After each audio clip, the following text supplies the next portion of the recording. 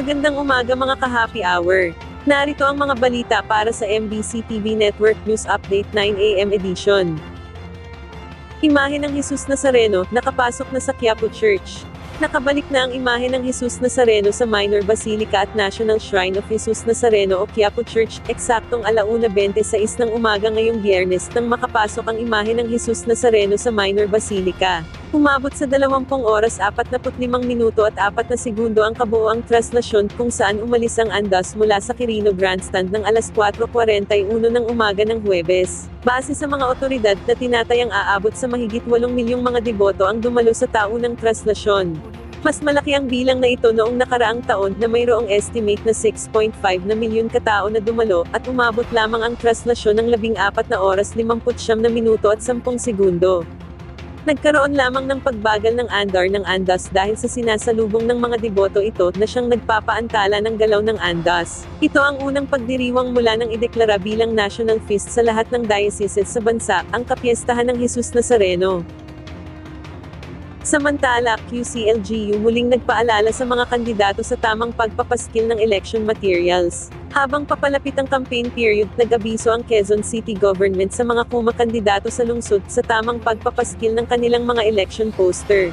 Alinsunod sa City Ordinance No. SP2021-S2010, ipinagbabawal ang paglalagay ng streamers, stickers, decals, pamphlets, tin plates, cardboards, tarpaulins, printed notices, signboard, billboard, at political propaganda sa mga hindi autorisadong lugar.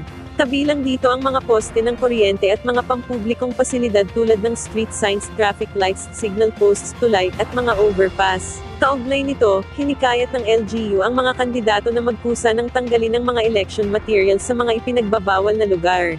Huli naman aniyang magsasagawa ng Operation Baklas ang Department of Public Order and Safety para pagtatanggalin ng mga election materials na nakapaskil sa mga ipinagbabawal na lugar.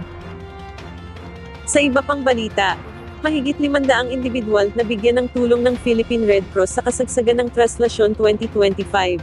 Umabot na sa 526 ang mga pasyenteng nabigyan ng tulong ng Philippine Red Cross sa kasagsagan ng Traslasyon 2025. Sa ulat ng PRC as of 4 PM, umabot na sa 223 ang kinuhanan sa vital signs, 267 ang minor cases, 8 ang major cases, at 15 pasyente ang dinala sa ospital.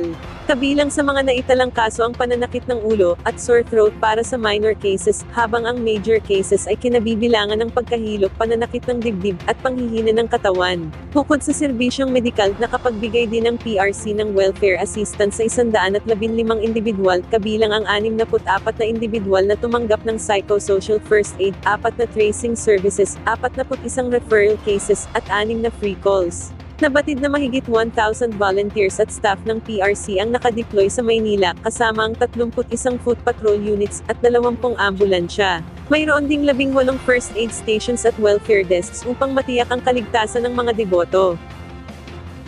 At yan ang mga balita para sa MBC TV Network News Update 9 AM edition. Abangan ang mga susunod na balitaan mamaya para sa 10 AM edition.